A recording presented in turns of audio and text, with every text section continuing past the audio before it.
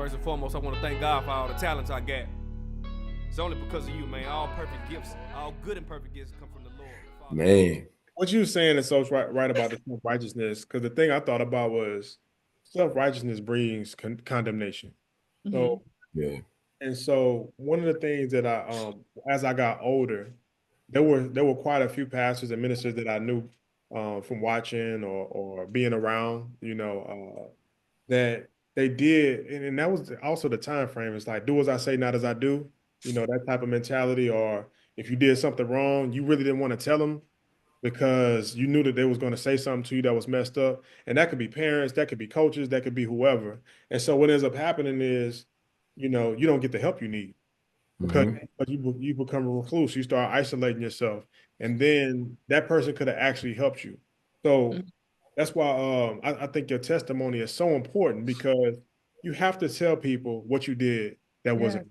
You have to, because if I'm in a room with 20 people and I don't tell you that I did anything wrong, okay, how am I going to help you? How do you even know to help to ask me about anything if you think that I'm just this angel and never sinned in my life?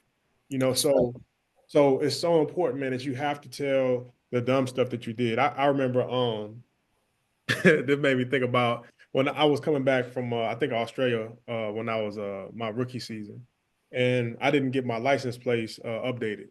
And my dad was like, "Man, you better go to the DMV, man, and get your stuff renewed, right?" And so I didn't really care about what he was talking about. I was like, man, whatever. Nah. So I'm riding, and then the police pulled me over. It didn't take longer than like 2 days, right? And so because of my tags wasn't updated. And so I just told the guys like, "Hey man, my bad. I just got back in the country." Da da da da da. He gave me a warning. So when I got back home, I said, "Hey dad, what time the DMV open?" And he said, and he said, he was like, "Why? Got pulled over, didn't you?" He was like, "See you and your brother. I be trying to tell you. Don't want to listen." You're like, "I done did everything stupid a young man could do." Shout out to Pops, man. Shout out to Pops. Man. I think that's so important.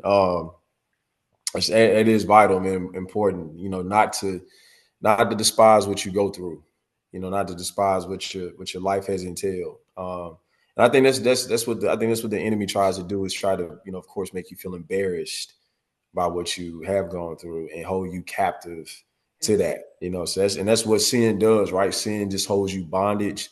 But like you just talked about, Adrian, just the grace, what Paul told the Gentiles, the same grace that's given to me is the same grace that's given to you. Once you profess your faith and you truly believe, right? Because sometimes in our past we can be it can hold us in bondage and have us hold us captive to where we are afraid to share. But believe it or not, you would be surprised how many people, whether it's one or a million, will be impacted by your story.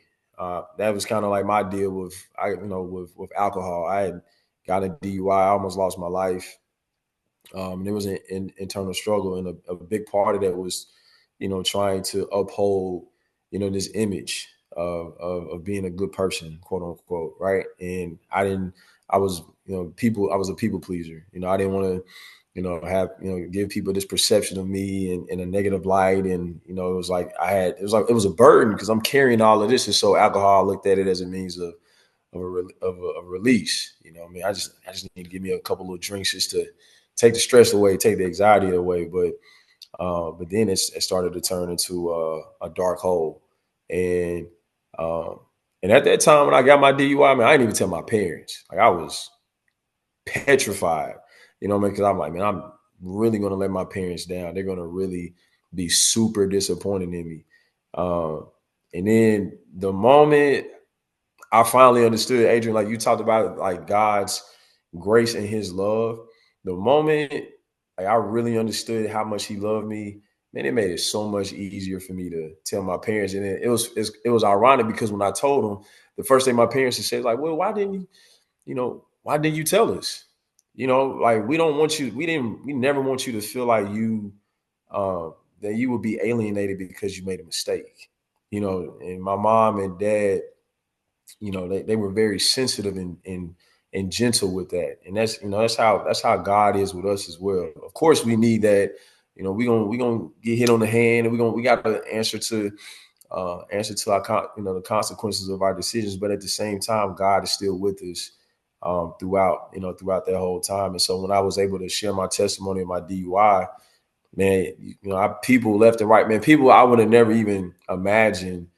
Man, we didn't know you was going through this, but man, bro, thank you for sharing this, because you don't even realize you helped me through something that's been plaguing my life. And then, you know, just all the glory always goes back to God, you know, whether something good happens or bad. Like, God can take the bad and still use it for his good. You know what I'm saying? And so message. Lord knows that I'm heaven sent.